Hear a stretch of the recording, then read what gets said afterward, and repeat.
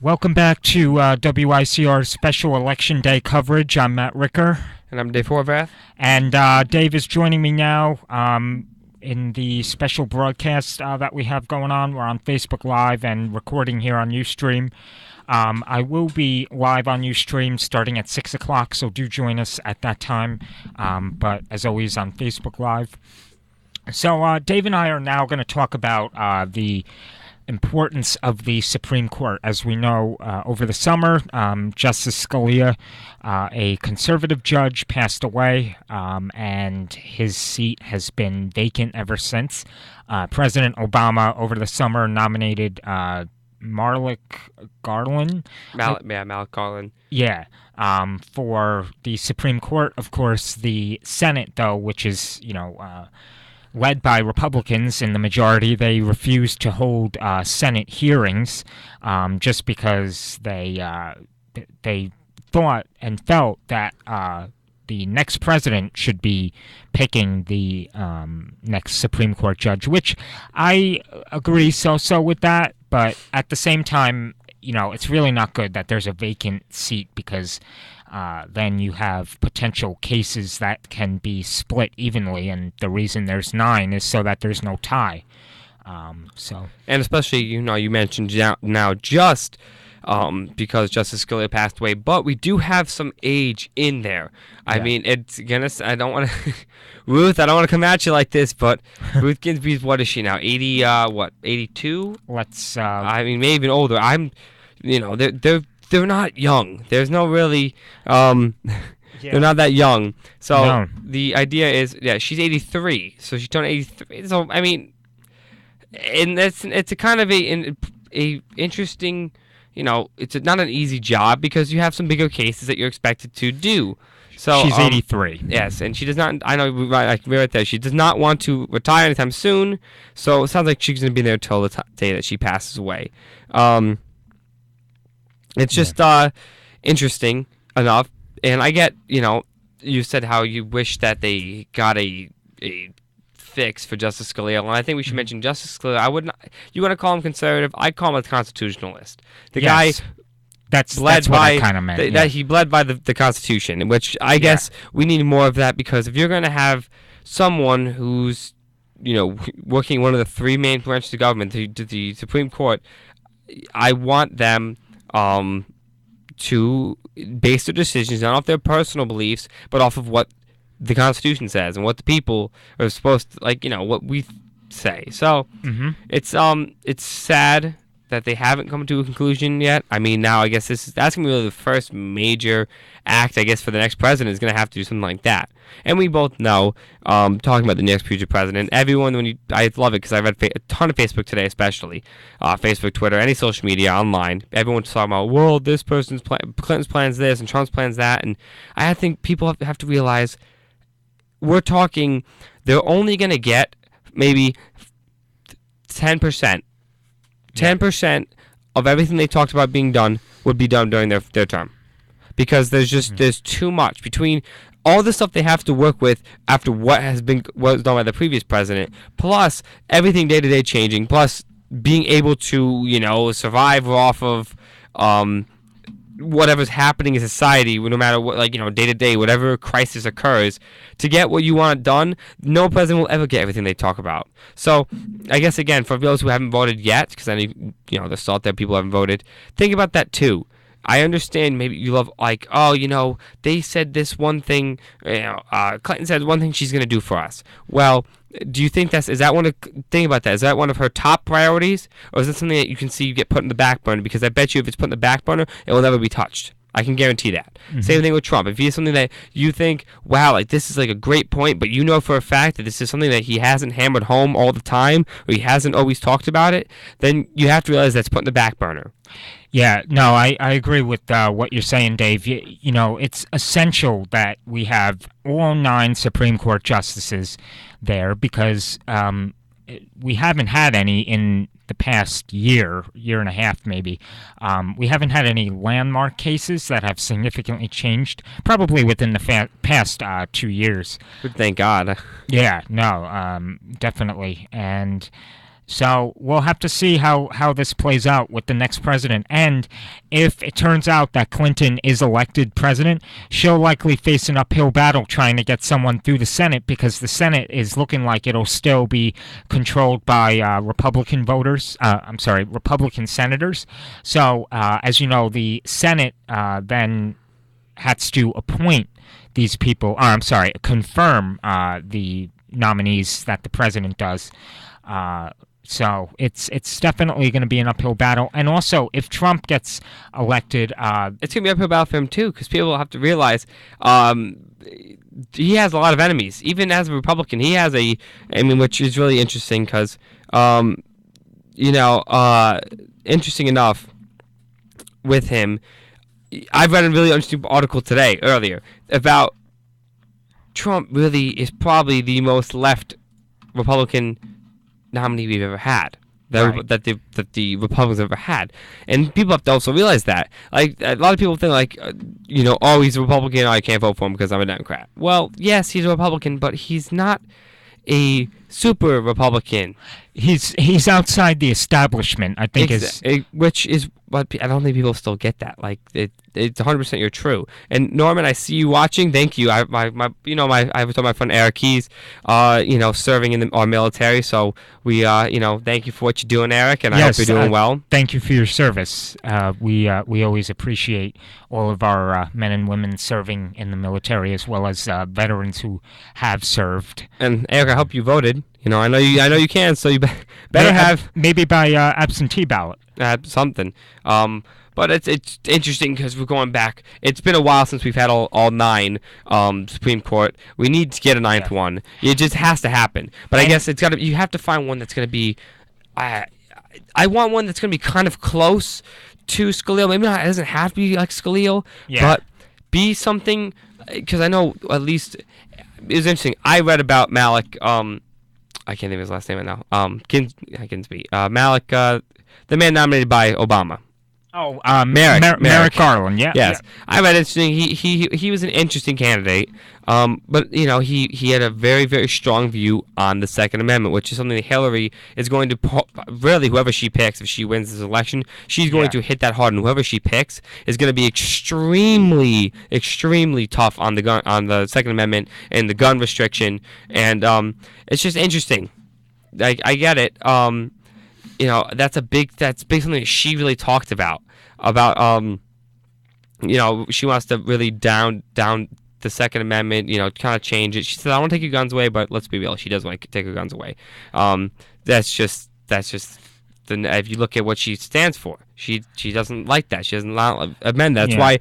That's why all the people who work for the gun corporations are all endorsed Trump way back the minute that he said he was running. And speaking of Supreme Court justices, going back to Ginsburg, do you remember the comments that she made, the derogatory comments that she said, like she was going to move to New Zealand or something if Donald Trump was elected president? Yes. I mean, that was just inappropriate. That's so out of line for a Supreme Court judge to say that, because though Supreme Court judges can or are, either conservative or more liberal. They're not supposed to be giving out their points. They're supposed to be objective, and they're not supposed to speak publicly about an election. And that's one thing. Again, this election, it's all these rules that are supposed to be in place are just been broken. They're getting ignored. And meanwhile, you have somebody who's under federal investigation for her emails, and she's allowed to run for president. I mean, I'm sorry, people. I'm starting to lose it with that whole thing. I can't get over that. Like this past year and a half, it just gets me that someone is able to run after all these things. I guess not even. Matt, I'll go off what you're saying. It's not even that she's able to run. It's everyone else is getting in trouble and have to making deals, but she's not. It's like everyone. It's. I just read today what with what's his name with I'm blanking on names horribly today with the man with the laptop. They just took and he handed it in. He had a Anthony. He's signing the deal now because he's going to be he's in so much trouble. It's funny because all these people, everyone else gets in trouble. But it's interesting. I had an analogy about Hillary, and it's really, really, really. My dad was actually heard this and told me this. I go, it makes so much sense. it's like a child. Like when you're a little kid and you do something and you don't get in trouble, but you get told not to do it again, and you get like a slap on the hand. That's why that's like Hillary and what she does. She every time just goes a little bit more, and since no one has really punished her for anything, she continues to go more and more, and it's like she just gets a slap on the hand, like don't do it again. Or they wave them, don't do it again, Hillary. Okay, and then she goes a little bit more because no one has actually really. She's never gotten in trouble with all the things she's been tied to, and the thing is, it's funny is. I know she made a big. I know we're supposed to be talking about the Supreme Court. I'm sorry for going on this little rant, Matt, but it went down to the point where she talks about 30 years of experience, but you can go through her 30 years and see everything that she's tied to, and all these countries she's tied to, and it's like she just gets a slap on the hand. If anyone else in government, if Obama was caught doing this, Obama would get in trouble. I know. It's just crazy that the amount of things she's been able to get away with, and I guess the amount of people that, she owns that owe her or are too scared to speak up because they know the minute they speak up, there's gonna be a body bag in the corner that has their name on it. Yeah, and also this this kind of transitions us into the recent closure now, once again, of the email investigation over the weekend. Meanwhile, it was just reopened 8 days ago, and apparently they went through over 600,000 emails in 8 days. I don't find that possible. But also, I learned something yesterday that I did not know about, that FBI directors they have 10-year term limits. Yes. So they're supposed to be like non-political, so that they're not connected with any president, but he has some connection, I believe, to Obama and Clinton, because why would all of a sudden it be completed once again so fast?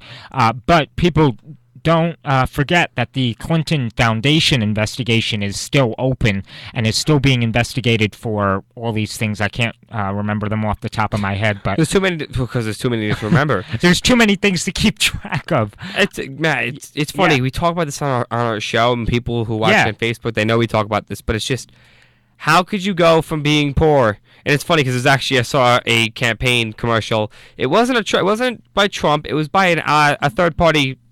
But it talked about how did the Clintons go from being dirt poor to dirt rich? It's true. Yeah. It's really, how do these people, listen, I'm not going to tell you the salary of a senator isn't bad. Senator of House of Reps, they're nice. It's a nice salary, but it's not,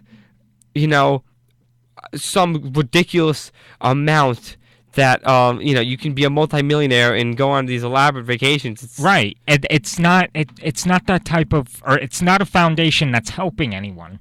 The people of, I think they interviewed when that terrible hurricane or earthquake rather hit Haiti recently. That they said that the Clinton Foundation was supposed to help them, but they were promised all this money and they never got a dime of it.